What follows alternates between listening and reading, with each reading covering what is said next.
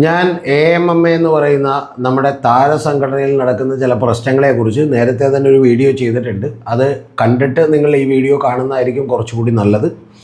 അതിൽ ഞാൻ കൃത്യമായിട്ടുള്ള വിഷയം എന്താണ് എന്നുള്ളത് പറഞ്ഞിരുന്നു.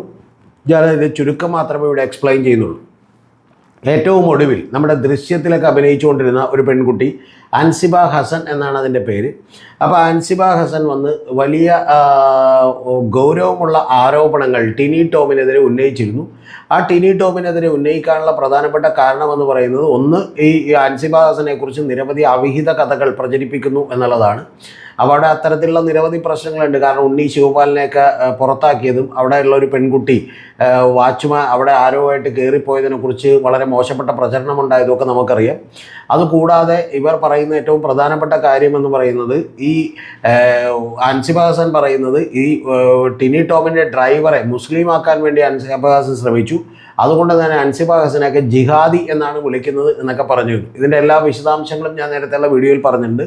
കൂടാതെ ഇപ്പോൾ ഉഷാ ഹസീന എന്ന് പറയുന്നൊരു നടി, പഴയ നടിയാണ്, അവരും വന്നിട്ട് എന്നെയും ജിഹാദി എന്ന് വിളിക്കാറുണ്ടായിരുന്നു എന്ന് പറഞ്ഞിട്ടുണ്ട്. കൂടാതെ നീന കുറുപ്പ് എന്ന് പറയുന്ന ഒരു നടി വളരെ ഗൗരവമുള്ള പോലീസിൽ അറിയിക്കേണ്ട പരാതി യഥാർത്ഥത്തിൽ ഈ AMMയുടെ ആളുകൾക്കൊക്കെ കൊടുത്തിട്ടുണ്ട്. അത് വനിതകൾ വന്നാൽ എല്ലാം ശരിയാകും എന്ന് പറഞ്ഞ് കുറച്ച് വനിതകളെ പിടിച്ചു വെച്ചതാണ്. നിക്കക്കളിയില്ലാതെ മോഹൻലാലും അതുപോലെ തന്നെ ഇടവേള ബാബുവൊക്കെ ഇട്ടിട്ട് കണ്ടമ്പഴി ഓടിയതാണ്. അപ്പോൾ അവരെ തിരിച്ചു കൊണ്ടുവരാനുള്ള ഒരു അഭ്യാസ പ്രകടനമായിരിക്കും ഇത് എന്നുകൂടിയാണ് ഞാൻ വിചാരിക്കുന്നത്. എന്താണെങ്കിലും അതവിടെ നിൽക്കട്ടെ. ഇതുമായി ബന്ധപ്പെട്ട് ഇതിൻ്റെ ഒരു പ്രശ്നം തുടങ്ങുന്നത് എവിടെ നിന്നാണെന്ന് വെച്ചാൽ AMMയുടെ ഒരു കുടുംബ സംഗമം നടത്തിയിരുന്നു അവിടെ താരങ്ങളും അവരുടെ വീട്ടുകാരും ഒക്കെ ആയിട്ട്. ആ കുടുംബ സംഗമത്തിൽ ഒരു സ്പോൺസർഷിപ്പ് ഉണ്ടായിരുന്നു. ആ സ്പോൺസർഷിപ്പ് നടത്തിയിട്ടുള്ളത് വെണ്ണല തൈക്കാട്ട് ശ്രീ മഹാദേവി ടെമ്പിളാണ്. നമുക്ക് വളരെ വിചിത്രമായി തോന്നാം. കാരണം ഒരു അമ്പലം അങ്ങനെ ഒരു AMMയുടെ ഒരു പരിപാടി സ്പോൺസർ ചെയ്യേണ്ട ആവശ്യമൊന്നുമില്ല യഥാർത്ഥത്തിൽ. പക്ഷേ അവർ നിരവധി നടിമാരെയൊക്കെ അവിടെ കൊണ്ടുവരുന്ന ആളുകളൊക്കെ തന്നെയാണ് ഈ വെണ്ണല തൈക്കാട്ട് മഹാദേവ ടെമ്പിൾ എന്ന് പറയുന്നത്. കാരണം ആ ടെമ്പിളിൻ്റെ പ്രസിഡൻ്റായിട്ടിരിക്കുന്നത് യഥാർത്ഥത്തിൽ അത് ഒരാളുടെ അമ്പലമാണ് എന്ന് നമുക്ക് വേണമെങ്കിൽ പറയാം. അത് നിങ്ങൾക്കെല്ലാം തന്നെ സുപരിചിതനായിട്ടുള്ള വാർത്തകളിലൊക്കെ നിറഞ്ഞു നിന്നിട്ടുള്ള ദല്ലാൽ നന്ദകുമാറിൻ്റേതാണ്. അദ്ദേഹം വലിയ സമ്പന്നനായിട്ടുള്ള ഒരാളാണ്. റിലയൻസിന് വേണ്ടിയും മറ്റു പലർക്കു വേണ്ടിയും അതുപോലെ ന്യായാധിപരുടെ അടുത്തൊക്കെ വലിയ സ്വാധീനമുള്ള ഒരാളാണ് എന്നുള്ളത് നമുക്കറിയാം. അപ്പോൾ അദ്ദേഹത്തെ അറിയപ്പെടുന്നതിന് ഒരു ദല്ലാൽ എന്നുള്ള നിലക്കാണ്, ഒരു അധികാര സ്ഥാനങ്ങളിലേക്ക് ദല്ലാൽ എന്നുള്ള നിലക്കാണ്. അപ്പോൾ അദ്ദേഹത്തിൻ്റെ കീഴിലുള്ള ഒരു അമ്പലമാണ് അത് ഈ പറയുന്ന വെണ്ണല തൈക്കാട്ട് മഹാദേവ ടെമ്പിൾ എന്ന് പറയും.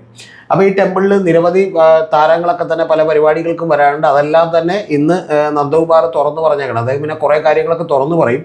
തുറന്ന് അദ്ദേഹം പറഞ്ഞേക്കുന്ന ഒരു കാര്യം എന്ന് പറയുന്നത് അവർക്കെല്ലാം തന്നെ പേയ്മെൻറ്റ് കൊടുത്തിട്ടാണ് അവിടെ കൊണ്ടുവന്നത് എന്നുള്ളതാണ്. അപ്പോൾ അങ്ങനെ റസൂൽ പൂക്കുറ്റിയെയും ഈ അൻസിബ ഹസനെയും ഒക്കെ തന്നെ ഗസ്റ്റുകളായിട്ട് അവിടെ ചെല്ലുന്ന പരിപാടിയൊക്കെ തന്നെ ചെയ്തിട്ടുണ്ട്. പക്ഷേ ഈ AMMയുടെ ഒരു കുടുംബ സംഗമത്തിന് ഇത്തരത്തിലുള്ളൊരു സ്പോൺസർഷിപ്പ് വന്നപ്പോൾ ഇത് ഏറ്റവും ആദ്യമേ തന്നെ ഈ സ്പോൺസർഷിപ്പ് വെറുതെ വന്നതല്ല. യഥാർത്ഥത്തിൽ ഈ ശ്വേതാ മേനോൻ പ്രസിഡന്റ് തന്നെ പുതിയതായി ഭരണം ഏറ്റെടുത്തപ്പോൾ ഇങ്ങനൊരു കാര്യമുണ്ട്, ഞങ്ങളൊന്ന് സ്പോൺസർ ചെയ്യാമോ എന്ന് ഇദ്ദേഹത്തോട് ചോദിക്കുകയും ഇദ്ദേഹം സ്പോൺസർ ചെയ്യാം എന്ന് പറയുകയും ചെയ്തിരുന്നു. അപ്പോൾ അതിൽ 30 ലക്ഷം രൂപ കൊടുത്തു. ഇനി അവരതിൻ്റെ റെസിപ്റ്റും ബില്ലും കൂടി കൊടുക്കുമ്പോൾ ബാക്കിയുള്ള 40-45 ലക്ഷം രൂപ കൂടി കൊടുക്കും എന്നുള്ളതാണ് അദ്ദേഹം പറഞ്ഞേക്കുന്നത്. അപ്പോൾ ഇത്തരത്തിലുള്ള സ്പോൺസർഷിപ്പ് വന്നപ്പോൾ ഒരു മതസ്ഥാപനത്തിൻ്റെ സ്പോൺസർഷിപ്പ് അങ്ങനെ AMMA മേടിക്കുന്നത് ശരിയല്ല എന്നൊരു നിലപാട് അൻസിബ ഹസൻ എക്സിക്യൂട്ടീവ് കമ്മിറ്റിയിലെടുത്തു. പക്ഷേ എക്സിക്യൂട്ടീവ് കമ്മിറ്റിയിൽ ഇവർക്ക് ഭൂരിപക്ഷം കിട്ടിയില്ല. മറ്റു ചിലരൊക്കെ ഇതുപോലെ അഭിപ്രായം പറഞ്ഞു. പക്ഷേ പിന്നീട് അവർ ആ പരിപാടി നടത്താൻ തീരുമാനിക്കുകയാണ് ഉണ്ടായിട്ടുള്ളത്. അങ്ങനെ അവർ ആ സ്പോൺസർഷിപ്പ് വാങ്ങിച്ചു. ആ സ്പോൺസർ മതപരമായ സ്ഥാപനങ്ങൾക്ക് ഇവിടെ ഒരു കാര്യം കൊടുക്കുന്നത്, ഒരു ഇടം കൊടുക്കുന്നത് ശരിയല്ല എന്നൊരു നിലപാടാണ് അൻസിബ ഹസൻ എടുത്തത്.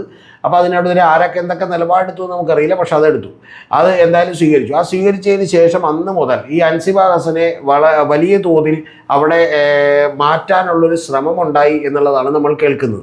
അപ്പോൾ അത് അൻസിബ ഹസൻ അവിടെ ജോയിൻറ്റ് സെക്രട്ടറി ആയിരുന്നു. ആ ജോയിൻറ്റ് സെക്രട്ടറിക്ക് അവിടെ ഒരു റൂം ഉണ്ടായിരുന്നു. ആ റൂം ഒഴിവായി. പിന്നെ ജോയിൻറ്റ് സെക്രട്ടറി പരസ്യ പ്രസ്താവനകൾ കൊടുക്കേണ്ടതില്ലെന്നായി. ഒഫീഷ്യൽ സ്പോക്സ്മാനോ പ്രസിഡൻറ്റോ മാത്രം കൊടുത്താൽ മതി എന്നായി. ഇങ്ങനെ പലപ്പോഴും യോഗങ്ങളിൽ നിന്നും AMMയുടെ പരിപാടികളിൽ നിന്നൊക്കെ ഇവരെ മാറ്റി നിർത്തുകയും ചെന്നാൽ ഇവർ പലപ്പോഴും ഹരാസ് ചെയ്യപ്പെടുകയും വലിയ തോതിലുള്ള മാനസിക സമ്മർദ്ദം ഉണ്ടാവുകയും ചെയ്തു എന്നുള്ളതാണ് അതിൻ്റെ അടിസ്ഥാനം. അപ്പോൾ ഇതൊക്കെ ഇവിടെ നടക്കുന്നതിൻ്റെ ഭാഗമായിട്ടാണ് ഞാൻ ഏറ്റവും ഒടുവിലത്തെ സംഭവങ്ങൾ ഏറ്റവും ആദ്യമേ തന്നെ പറഞ്ഞത്. അതുമായി ബന്ധപ്പെട്ടാണ് ഇപ്പോൾ ടിനി ടോമിനെതിരെ ഈ അൻസിബ ഹസനൊക്കെ തന്നെ ഒരു ആരോപണം ഉന്നയിച്ചിട്ടുള്ളത്. പക്ഷേ പ്രധാനപ്പെട്ട ഒരു കാര്യം, ഒന്ന്, ഇപ്പോൾ ദല്ലാൽ നന്ദകുമാർ പറയുന്നത് അമ്പലത്തിന് വേണ്ടിയിട്ട് ഒരു പരസ്യം എന്നുള്ള നിലക്കായിരിക്കും അദ്ദേഹം അത് കൊടുത്തിട്ടുണ്ടാവുക. തീർച്ചയായിട്ടും അമ്പലങ്ങളൊക്കെ ഇപ്പോൾ അങ്ങനെ പരസ്യം കൊടുക്കാറുണ്ട് എന്നുള്ളത് നമുക്കറിയാവുന്നതാണ്. ഇപ്പോൾ പല ക്ഷേത്രങ്ങളൊക്കെ തന്നെ ടി വിയിലൊക്കെ അടക്കം പരസ്യം കൊടുക്കാറുണ്ട്.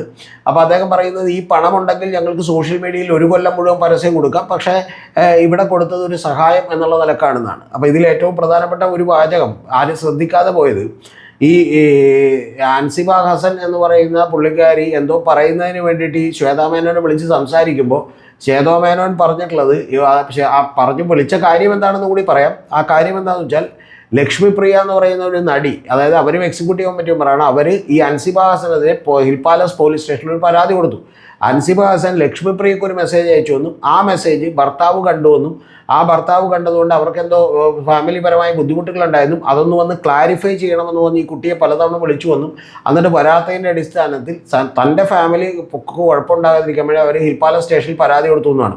അപ്പോൾ ആ പരാതിയുമായി ബന്ധപ്പെട്ട് അൻസിബ ഹസൻ ശ്വേതയെ വിളിച്ചപ്പോൾ ഉടനെ തന്നെ ശ്വേത പറഞ്ഞ വാചകം ആണ് എനിക്ക് ഏറ്റവും ഓർമ്മയിൽ വന്നത്. ആ ശ്വേത പറഞ്ഞിട്ടുള്ള ഒരു കാര്യമെന്ന് പറയുന്നത്, ഞാൻ 75 ഈ കാര്യമൊക്കെ നിങ്ങൾ തമ്മിലുള്ള പേഴ്സണൽ കാര്യമാണ്, അതിലൊന്നും സംഘടനയ്ക്ക് ഇടപെടാൻ പറ്റില്ല എന്ന് പറഞ്ഞതിന് ശേഷം അടുത്ത വാചകം പറയുന്നത്, ഇതിൽ 75 ലക്ഷമാണ് ഞാൻ ചോദിച്ചത്, അതുകൊണ്ട് 75 ലക്ഷം തന്നു, 2 കോടി ചോദിച്ചെങ്കിൽ 2 കോടി തന്നേനെ എന്നുള്ളതാണ്.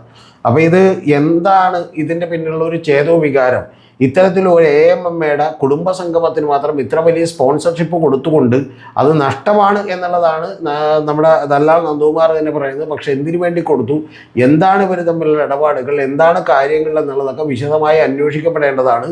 ഇതിൻ്റെ പിന്നിൽ നമ്മൾ കേൾക്കുമ്പോൾ തന്നെ ചില ഒരു ദുരൂഹമായിട്ടുള്ള എന്തൊക്കെയോ ഇടപാടുകളുണ്ടോ എന്ന് നമുക്ക് സംശയിക്കാൻ തോന്നും. കാരണം ഒന്ന് ആലോചിച്ച് നോക്കൂ, ഒന്നാമത്തത് ഒരു ക്ഷേത്രത്തിന് സാധാരണ അങ്ങോട്ട് സ്പോൺസർഷിപ്പുകൾ കിട്ടാറുണ്ട്, പക്ഷേ വേറെ എവിടെയെങ്കിലും ഒരു സ്പോൺസർഷിപ്പ് കൊടുക്കുന്നതായിട്ട് നമുക്കറിയില്ല.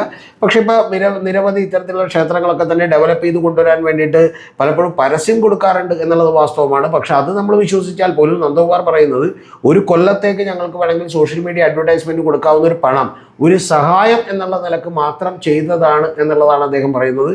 ഇത് അങ്ങേയറ്റം ദുരൂഹമായിട്ടുള്ളൊരു കാര്യമാണ് എന്ന് മാത്രമാണ് എനിക്ക് എൻ്റെ പ്രേക്ഷകരോട് പറയാനുള്ളത്. ഈ അമ്പലം നിങ്ങൾക്കൊക്കെ തന്നെ ഓർമ്മയുണ്ടാവും. കാരണം ഈ അമ്പലത്തിലാണ് ഒരു തവണ നമ്മുടെ ഗവർണറുടെ മുമ്പിൽ വലിയ സമരം CPM പ്ലാൻ ചെയ്ത് നടക്കുമ്പോൾ നമ്മുടെ EP ജയരാജൻ വന്നിട്ട് ഇതേ ദല്ലാൽ നന്ദകുമാറിൻ്റെ അമ്മയെ കാണാൻ വേണ്ടി വരികയും അവിടെ നിന്ന് അമ്മയെ പൊന്നാട അണിയിക്കുകയൊക്കെ ചെയ്തത് ഇതേ അമ്പലത്തിൻ്റെ അകത്ത് വെച്ചാണ് എന്നുള്ളത് എൻ്റെ പ്രിയപ്പെട്ട പ്രേക്ഷകർ ഓർക്കണം. അപ്പോൾ അത്തരത്തിൽ വലിയ തോതിൽ വലിയ ബന്ധങ്ങളുള്ള ഒരാൾ കൂടിയാണ് ദല്ലാൽ നന്ദകുമാർ.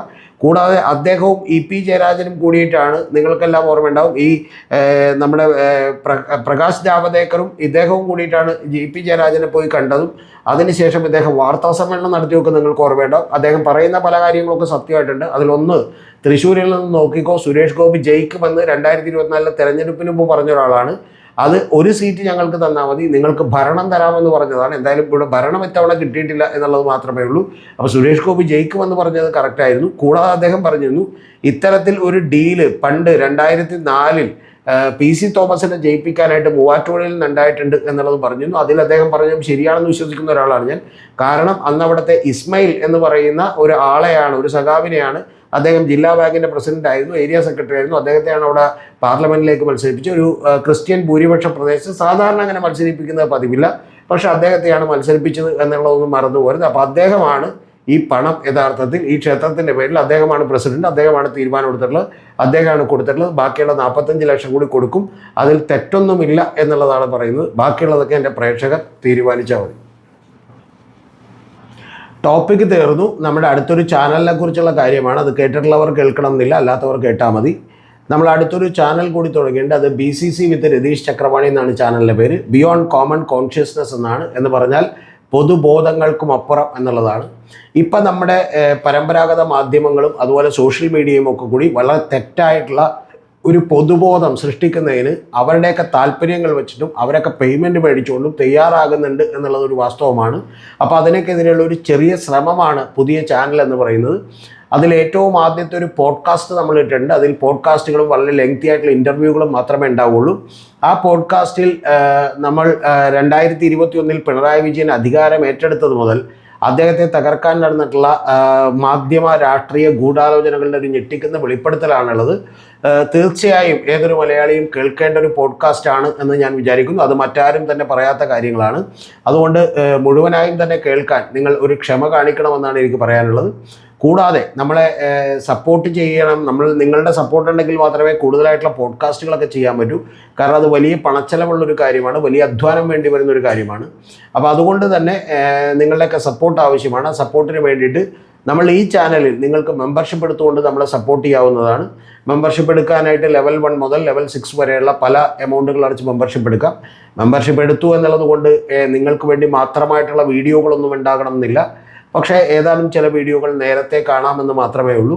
കൂടാതെ നമ്മളെ അതിനേക്കാൾ ഉപരി സപ്പോർട്ട് ചെയ്യണം എന്ന് ആഗ്രഹിക്കുന്ന ആളുകൾക്ക് വേണ്ടിയിട്ട് നമ്മുടെ ഗൂഗിൾ പേ നമ്പറും അക്കൗണ്ട് നമ്പറും കൂടി താഴെ കൊടുത്തിട്ടുണ്ട് എന്നുള്ളത് എൻ്റെ പ്രിയപ്പെട്ട പ്രേക്ഷകരോട് പറഞ്ഞോട്ടെ. അടുത്ത ചാനലിൻ്റെ പേര് മറന്നുകൊണ്ട് അത് BCC വിത്ത് രതീഷ് ചക്രപാണി എന്നാണ്. ബിയോണ്ട് കോമൺ കോൺഷ്യസ്നസ് വിത്ത് രതീഷ് ചക്രപാണി എന്നാണ്. നിങ്ങളുടെ സമയം കളഞ്ഞ് കണ്ടാൽ അത് തീർച്ചയായിട്ടും വർത്തായിരിക്കും എന്നാണ് എൻ്റെ വിശ്വാസം.